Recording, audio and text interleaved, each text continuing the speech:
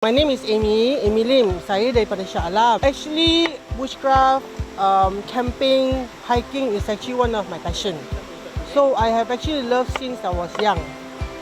And then I will always go through a lot of difficulty, which we know how to challenge ourselves. We know how to maneuver ourselves. We know how to tackle the problem. Because this is a sign of healing that we are working in the street, the city, that all these kind of things that we do not have in the surrounding of healing. So look at the nature is so beautiful. So this is actually one of the part that I love most. Anak-anak from, as I can see, even my own kid, that dia memang tak suka nak benda-benda macam ni. Nombor satu. Nombor dua, dia rasa macam kotor. There's no such thing. Even though kalau kotor ke tak kotor ke, in terms of one day, kalau betul-betul ada hilang dalam hutan, at least they know what to do, how to survive, how to cook as in kat bush. So dia akan dapat survive dan dapat keluar melalui orang ramai yang tolong. Saya tengok ini dah cukup baik. Tapi kalau lebih orang datang untuk menjoin benda macam ni atau kru-kru geng-geng macam ni, saya rasa lebih elok. Oh, lagi elok sebab we need the government to support us. Because I should say bushcraft, hiking, camping is actually in a trend, booming up. So you tengok macam tempat-tempat hiking, tempat-tempat bushcraft, tempat-tempat macam menjual ni lebih dah untuk the company kan, dah banyak. So I should say that government support or either able to help us to boost up our economy for bushcraft, hiking and camping.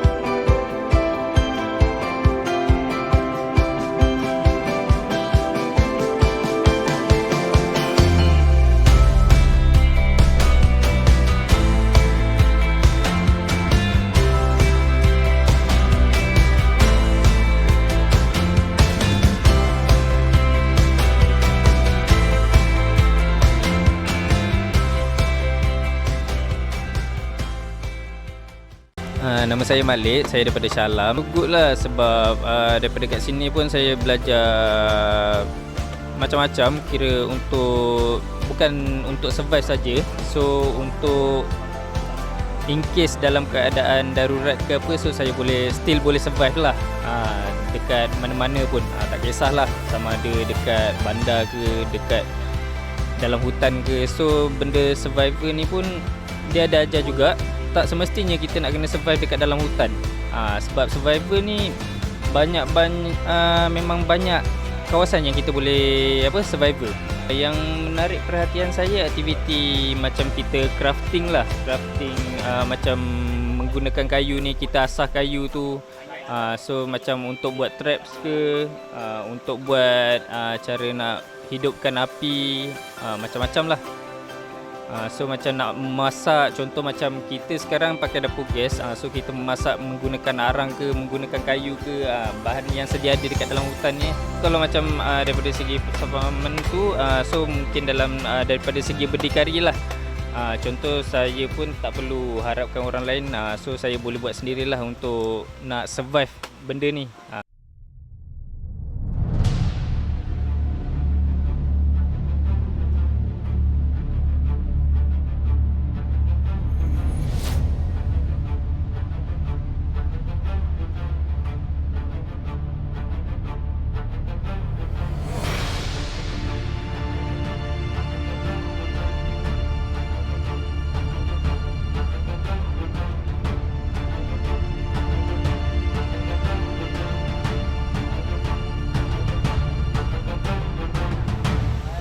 Sekarang ni kita tengah buat bushcraft cooking. kita sedang bersama-sama dengan peserta lah melakukan bushcraft. Jadi keunikan dia bushcraft kita ni adalah gaya Malaysia lah. Sebagai contoh ya, semalam kita buat kat sini adalah smoke, smoke daging, yang mana kita berguna pakai natural punya bahan, iaitu kita pakai buluh kayu-kayu dan kita buat gaya Malaysia lah. So smoke ni lebih kurang start pukul 3:30 petang dan dimasak pada pukul 10 malam. So lama lah. Jadi kita hari ni kita pakai daging tu untuk buatkan wrap. So kita akan wrap menggunakan pellet dan juga roll up wrap lah.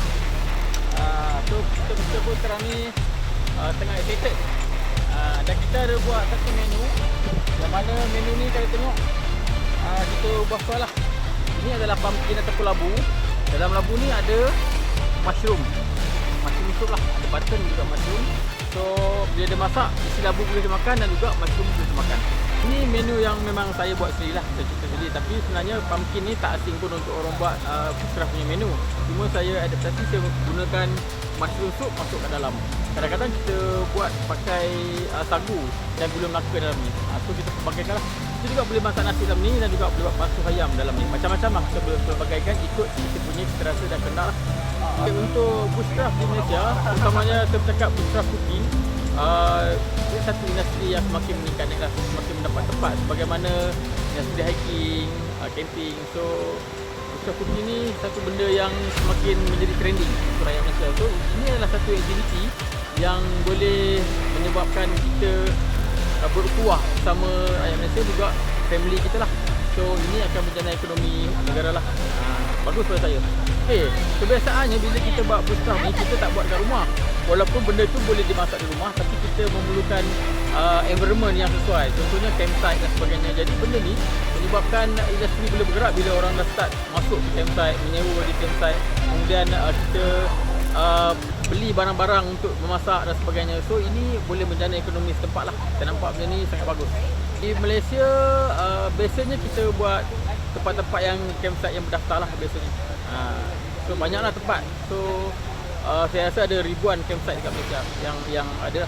Itu boleh jadi satu sumber pendapatan kepada travel agent, mungkin melibatkan MGP dan sebagainya. Berkenaan dengan program yang dilakukan hari ini adalah anjuran daripada LAT Outdoor. So kita boleh ikut perkembangan tu melalui page LAT Outdoor, Facebook Long Survivor, dan saya sendiri Rahim Bakau, TikTok pun Rahim Bakau. Kita akan update setiap program yang berkaitan bushcraft, survival dan sebagainya.